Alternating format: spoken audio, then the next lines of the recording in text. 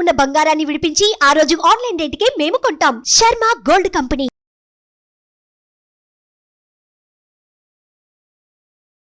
Hi hello welcome to our channel. ఈరోజు మనతో పాటు ఉన్నారు ప్రముఖ జ్యోతిష్య వాస్తు పండితులు, జ్యోతిష్య వాస్తు శిక్షణ నిపుణులు, మహాగౌరి ఉపాసకులు శ్రీ దింటకుర్తి మురళీకృష్ణ గారు. నమస్కారం గురువు గారు. నమస్తే హరి ఓం శివ. సార్, శ్యామలాదేవి నవరాత్రులు అయితే మొదలు కాబోతున్నాయి. ఈ శ్యామలాదేవి నవరాత్రుల్లో ఎలా చేస్తే అమ్మవారిని ఏ విధంగా ఆరాధిస్తే మనకు బాగుంటుందంటారు? మనకి నవరాత్రుల గురించి తెలుసు, అంటే ఆశ్వేజ మాసంలో వచ్చే శరణ నవరాత్రుల గురించి అందరికీ తెలుసు. చైత్ర మాసంలో వచ్చే లలిత నవరాత్రుల గురించి కూడా చాలామందికి తెలుసు. బట్ ఇవి కాకుండా ఇంకొక 2 గుప్త నవరాత్రులు అని చెప్పి శాస్త్రంలో చెప్పబడింది అనమాట. ఆషాఢ మాసంలో వచ్చే నవరాత్రుల్ని వారాహి నవరాత్రులని, అలాగే మాఘమాసంలో వచ్చే నవరాత్రుల్ని మనకి శ్యామల నవరాత్రులు అని అంటారన్నమాట. అంటే మరి మాఘమాసం రేపు అమావాస్య తర్వాత 10వ తారీఖు నుంచి ఈ నవరాత్రులు స్టార్ట్ కాబోతున్నాయి. ఈ నవరాత్రులు చేస్తే అసలు ఏంటి ఉపయోగం? అసలు శ్యామలాదేవి అంటే ఎవరు? రాజశ్యామలాదేవి అంటే ఎవరు అసలు? ఫస్ట్ ఆఫ్ ఆల్ ఆమె గురించి మనం తెలుసుకుందాం.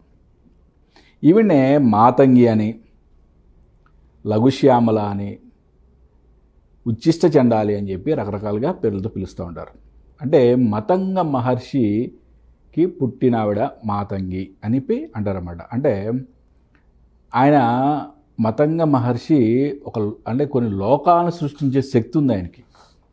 అటువంటి వ్యక్తి ఎంతో తపస్సు చేస్తే అమ్మవారు లలిత అమ్మవారిని పూజిస్తే కోరిక ఏం కావాలి అని అడిగితే ఆయన అడిగాడంట, అమ్మా నువ్వు నాకు బిడ్డలాగా జన్మనివ్వాలని చెప్పి. అందుకనే ఆ మహర్షికి మతంగ మహర్షికి మాతంగి అనే రూపంలో ఆవిడ పుట్టింది. లలితా పరాభట్టారిక దేవత ఆవిడే కదా మనకి సుప్రీం ఎనర్జీ అంటాం మనం. ఆవిడికి నలువైపులా 4 మెయిన్ ఇంపార్టెంట్ పర్సన్స్ అంటాం, వారాహి, మాతంగి. అట్లా అంటే ఈ మాతంగి అనే ఆవిడ లలితా పరాభట్టారిక దేవతకి మంత్రిని అని మనకి పురాణాల్లో చెప్పబడి ఉంది. అంటే లలితా పరాభట్టారిక యొక్క మేధస్సు ఈవిడ. మరి ఈ నవరాత్రుల్లో రాజశ్యామల అమ్మవారిని కనుక పూజిస్తే ఎటువంటి శుభాలు కలుగుతాయి అంటే, రాజకీయంలో బాగా ఎదగాలి అంటే మన రాజ్యాన్ని పొందాలనుకున్నా వాక్శుద్ధి అంటే ఒక మాట చెప్తే ఎంతోమంది, ఒక థౌజండ్స్ ఆఫ్ పీపుల్ నమ్మాలన్నా, జన వశీకరణ కావాలన్నా. వశీకరణ అంటే జనరల్గా మనం అంటే ఆడవాళ్ళు మగవాళ్ళని ఆడవాళ్ళు వశీకరణ చేసుకుంటారు. ఆ టైప్ యాంగిల్లోనే మనం ఆలోచిస్తాం జనరల్గా. కానీ అది కాదు. కొంతమంది లీడర్స్ని చూస్తే, మహానాయకులను చూస్తే, వాళ్ళు చెప్పే ప్రసంగం అన్నప్పుడు అందరూ కూడా ప్రేక్షకులందరూ కూడా మంత్రముగ్ధులైపోయి చూస్తూ ఉంటారు కదా, అది జన వశీకరణ. అటువంటి వశీకరణ కావాలన్నా కూడా రాజశ్యామల యొక్క ఉపాసన చేయాలి.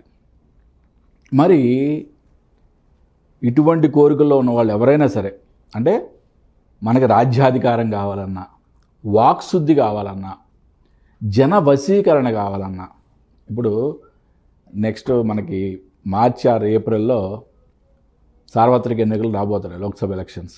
అలాగే కొన్ని రాష్ట్రాల్లో అసెంబ్లీ ఎలక్షన్స్ కూడా జరగబోతున్నాయి. రియల్గా అంటే ఎప్పుడు కూడా ప్రతి వ్యక్తికి తన జాతక బలంతో పాటు దైవ బలం కూడా తోడైతే చాలా అద్భుతమైన విజయం సాధించవచ్చు.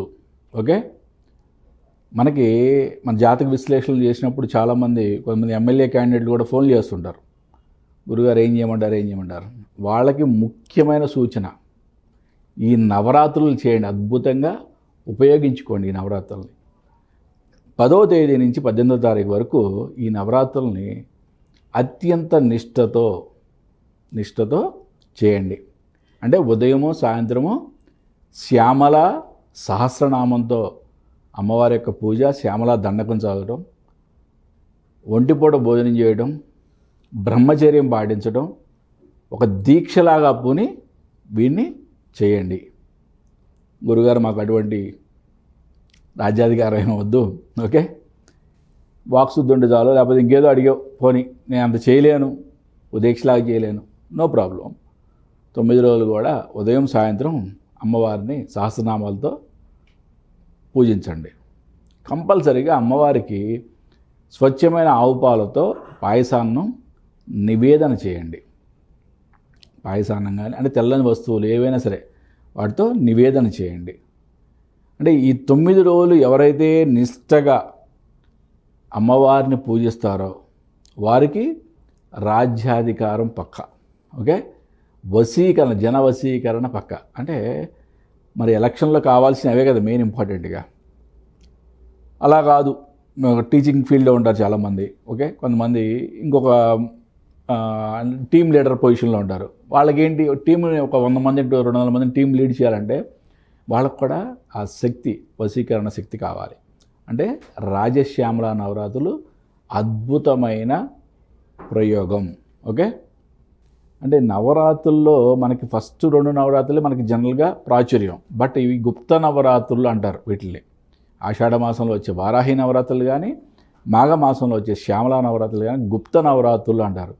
అంటే గుప్తంగా చేయాలంటే కాదు, అంటే రహస్య నవరాత్రుల కింద వీటిని పరిగణిస్తారు.